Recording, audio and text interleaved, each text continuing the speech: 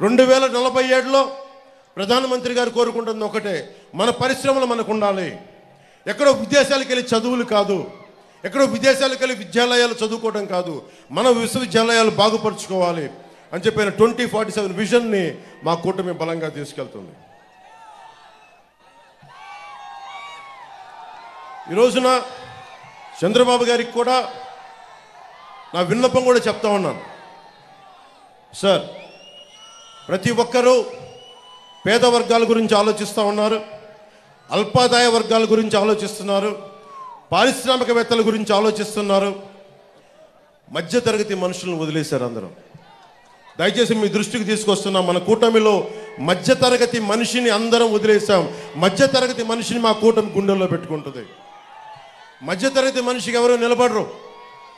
చంద్రబాబు గారి దృష్టిలో ఉంది మధ్యతరగతి మనిషి నిజంగా నిలబడితే, ఒక మధ్యతరగతి మనిషిగా చెప్తున్నాను నేను ఇందాక 70,000 మంది పోలీస్ కుటుంబాల గురించి మాట్లాడానంటే, ఉమ్మడి ఆంధ్రప్రదేశ్ రాష్ట్ర ఉద్యోగి కొడుకు, మాజీ ఉద్యోగి కొడుకు చెప్తా ఉన్నాను.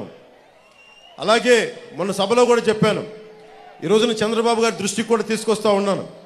కాంట్రిబ్యూటరీ పెన్షన్ స్కీమ్ చాలా కష్టమైందని తెలుసు.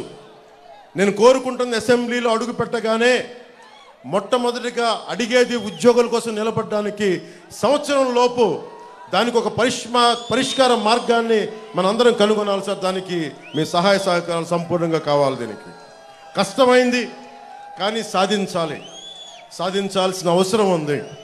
అలాగే మధ్యతరగతి అందరూ కూడా కులాలు, మతాలు, వర్గాలు మర్చిపోయి మీరు కనుక ముందుండి రాజకీయ చైతన్యంతో నడిస్తే, దేవరకొండ బాలగంగాధర్ తిలక్ గారు ఒకటే చెప్పారు, సగం మనుషులని.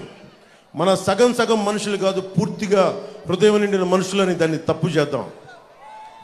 దాన్ని అది కాదని చెప్పి పూర్తి స్థాయిలో, ఎందుకంటే శ్రీమంతుల నైతిక వర్తనకి, స్వేచ్ఛా వర్తనకి నైతిక భాషను చెప్పేవాళ్ళు సగం మనుషులని దేవరకొండ బాలగంగాధర్ తిలక్ చెప్పారు. ఇక్కడ శ్రీమంతులని పదం బదులు జగన్ అనే వ్యక్తి ఎంత దోపిడీ చేస్తున్నాడో మనందరికీ తెలుసు. ఇక్కడున్న మా మంత్రి ఎంత దోపిడీ చేస్తున్నాడో తెలుసు. ఇక్కడున్న వాళ్ళ మంత్రి కొడుకు ఏం దోపిడీ చేస్తున్నాడో తెలుసు.